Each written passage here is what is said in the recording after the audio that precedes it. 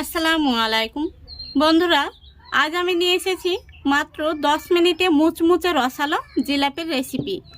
এই জিলাপি আপনারা খুব সহজেই বাড়িতে বানিয়ে নিতে পারবেন, দোকান থেকে আর কিন্তু কিনে খেতে হবে না। তো চলুন ফুল রেসিপিটা দেখতে থাকুন। আশা করছি আপনাদের ভীষণ ভালো লাগবে।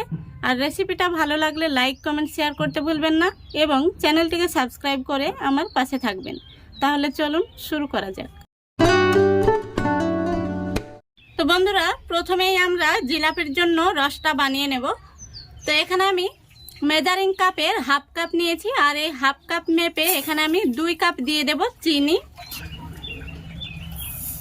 2 কাপ চিনির সঙ্গে দিয়ে দিচ্ছি এখানে 1 কাপ জল। তো এবার আমি গ্যাসটা অন করে দিয়েছি, আর সেই সঙ্গে দিয়ে দিচ্ছি মুখ ফাটিয়ে 2টো এলাচ। এখানে রসটা 1 তার কিংবা 2 তারের কোনো প্রয়োজন নেই। চিনিটা খুব সুন্দরভাবে গলে গেলেই কিন্তু আমাদের রসটা তৈরি হয়ে যাবে। দেখুন বন্ধুরা, চিনিটা খুব সুন্দরভাবে গলে গিয়েছে আর আমাদের রসটাও কিন্তু রেডি হয়ে গেছে। এখন আমি এর মধ্যে দিয়ে দিচ্ছি 1 চামচ ঘি। এতে করে জিলাপির মধ্যে খুব সুন্দর একটি ফ্লেভার আসবে। তো রসটা কেমন হয়েছে আমি আপনাদের দেখিয়ে দিচ্ছি।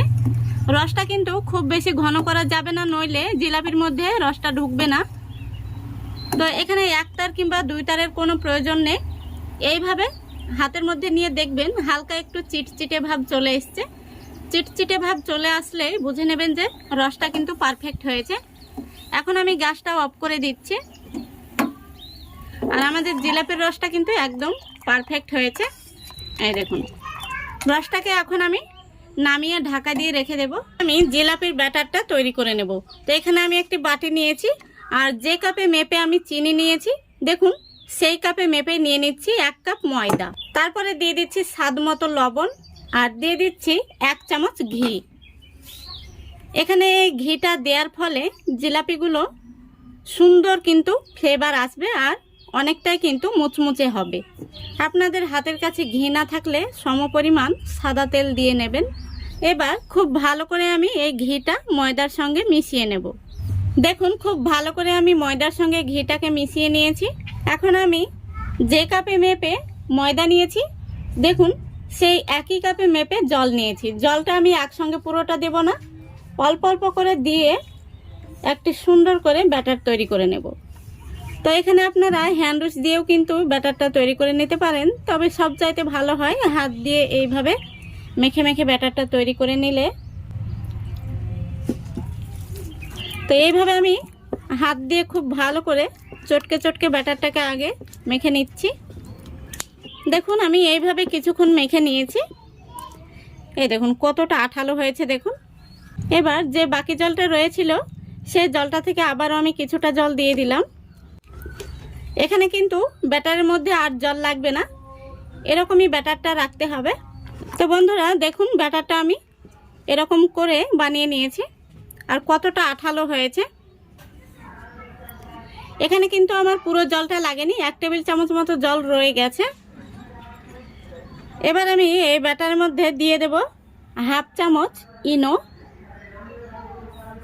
ইনোটা দেওয়ার পরে আমি আবারও খুব ভালো করে মিশিয়ে নেব, আর এইভাবে 2 মিনিট মতো আমি ফেটে নেব। তো বন্ধুরা দেখুন ব্যাটারটাকে আমি এইভাবে পুরো 2 মিনিট খুব ভালো করে ফেটে নিয়েছি। এই দেখুন ব্যাটারটা দেখুন কতটা আঠালো হয়েছে। এই দেখুন, আশা করি দেখে আপনারা বুঝতে পারছেন। এবার আমি দেখুন এখানে একটি পাইপিং ব্যাগ নিয়েছি, আর পাইপিং ব্যাগটাকে আমি একটি গ্লাসের মধ্যে আটকে রেখেছি এইভাবে। এবার এই জিলাপির ব্যাটারটা আমি এই পাইপিং ব্যাগের মধ্যে নিয়ে নেব। দেখুন সম্পূর্ণ ব্যাটারটা আমি এই পাইপিং ব্যাগের মধ্যে নিয়ে নিয়েছি। এবার আমি পাইপিং ব্যাগের এই উপর দিকটা একটি গার্ডার দিয়ে বেঁধে নেব। দেখুন আমি খুব ভালো করে বেঁধে নিয়েছি। এই দেখুন, তাহলে চলুন এবার আমি জিলাপিগুলো ভেজে নেব।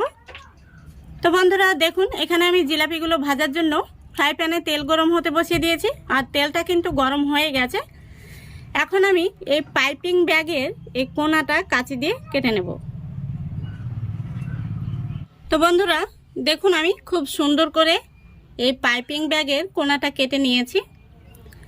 তো এখন আমি জিলাপিগুলো ভেজে নেব।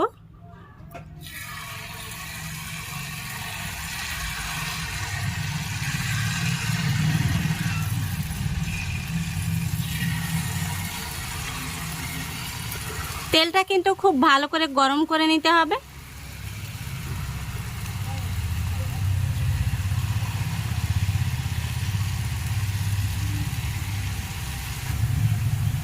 আমি একটি কাঠি দিয়ে জিলাপিগুলোকে উল্টিয়ে দিচ্ছি, দেখুন।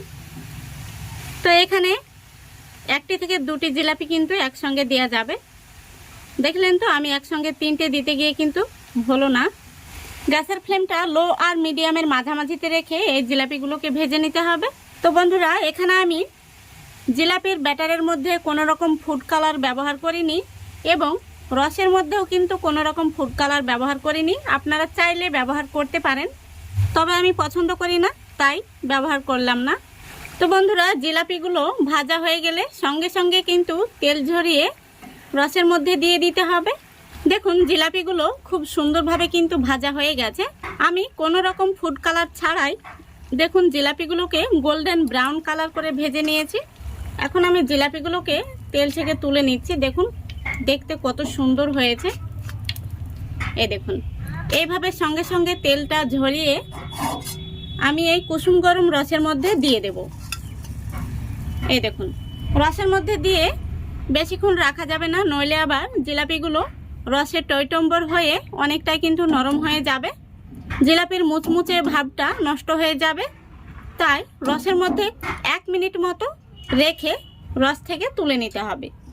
আবারও আমি একইভাবে দিয়ে আপনাদের দেখিয়ে দিচ্ছি।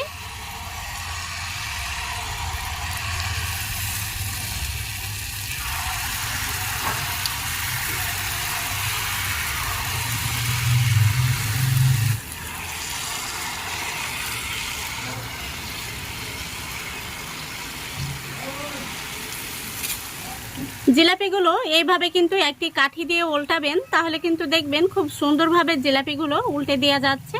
এইভাবে আমি সবগুলো জিলাপি ভেজে নেব। দেখুন বন্ধুরা, সবগুলো জিলাপি ভেজে নিয়েছি। আর জিলাপিগুলো আমি এইভাবে সঙ্গে সঙ্গে তেল থেকে তুলে নিয়ে রসের মধ্যে দিয়ে দিচ্ছি। আর আগের জিলাপিগুলো আমি যে রসের মধ্যে দিয়েছিলাম সেগুলো আমি তুলে নিয়েছি একটি থালার মধ্যে। তারপরে দেখুন, আমি এখন যেগুলো তুলছি সেগুলো সঙ্গে সঙ্গে শিরার মধ্যে দিয়ে দিচ্ছি।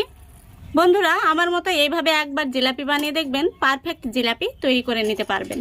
এই দেখুন, এইভাবে কিন্তু 1 মিনিটের মতো আমি রসের মধ্যে রাখবো, তাহলে কিন্তু দেখবেন খুব সুন্দরভাবে জিলাপিগুলোর মধ্যে রস ঢুকে গেছে। আর কত সুন্দর হয়েছে দেখুন, দেখতে ভীষণ সুন্দর হয়েছে। কোনো রকম ফুড কালার ছাড়াই যে এত সুন্দর জিলাপির কালার আসে আমি আগে জানতাম না। দেখুন কত সুন্দর হয়েছে। দেখুন বন্ধুরা, এখানে আমি জিলাপিগুলো 1 মিনিটের মতো এই রসের মধ্যে রেখেছিলাম। এখন আমি এই রস থেকে জিলাপিগুলোকে তুলে নেব। দেখুন দেখতেই কিন্তু ভীষণ সুন্দর হয়েছে। এই দেখুন, দেখলেই কিন্তু খেতে ইচ্ছে করবে। আর ইফতারের জন্য কিন্তু আপনারা ঝটপট বাড়িতে এইভাবে মাত্র 10 মিনিটের মধ্যেই কিন্তু জিলাপিগুলো রেডি করে নিতে পারবেন। জিলাপিগুলো আমি এখন রস থেকে তুলে নিচ্ছি। আর দেখুন কতটা সুন্দর হয়েছে, কোনো রকম ফুড কালার ছাড়াই দেখতে কত সুন্দর হয়েছে। আর জিলাপিগুলো দেখে কিন্তু আপনারা বুঝতে পারছেন কতটা রসালো হয়েছে। দেখুন বন্ধুরা, জিলাপিগুলো দেখতে কত সুন্দর লাগছে। আশা করছি আপনারা এইভাবে বাড়িতে একবার বানিয়ে দেখবেন। আর বাড়িতে বানালে অবশ্যই কমেন্ট করে জানাবেন আপনাদের জিলাপিগুলো কেমন হয়েছে। তো দেখুন, আমি এখন একটি জিলাপি আপনাদের ভেঙে দেখিয়ে দিচ্ছি ভেতর থেকে কতটা মুচমুচে আর রসালো হয়েছে। এই দেখুন, আশা করি দেখতে পাচ্ছেন। দেখুন কতটা রসালো হয়েছে আর ভীষণ কিন্তু মুচমুচে হয়েছে। এই দেখুন, এই দেখুন একদম পারফেক্ট তৈরি হয়েছে। তো আমার টিপসগুলো ফলো করে আপনারা বানাবেন, দেখবেন জিলাপিগুলো কিন্তু ভীষণ পারফেক্ট হবে। বাচ্চারা বায়না ধরলে বাড়িতে খুবই সহজে এইভাবে ঝটপট বানিয়ে নিতে পারবেন, আর বাচ্চারা কিন্তু ভীষণ মজা করে খেয়ে নেবে। তো আশা করছি আজকের এই রেসিপিটা আপনাদের ভালো লেগেছে। ভালো লাগলে অবশ্যই লাইক কমেন্ট শেয়ার করে দেবেন এবং চ্যানেলটিকে সাবস্ক্রাইব করে অল নোটিফিকেশানটি অন করে সঙ্গে থাকবেন। আজকের মতো এখানেই বিদায় নিচ্ছি। সবাই ভালো থাকবেন, সুস্থ থাকবেন। খোদা হাফেজ।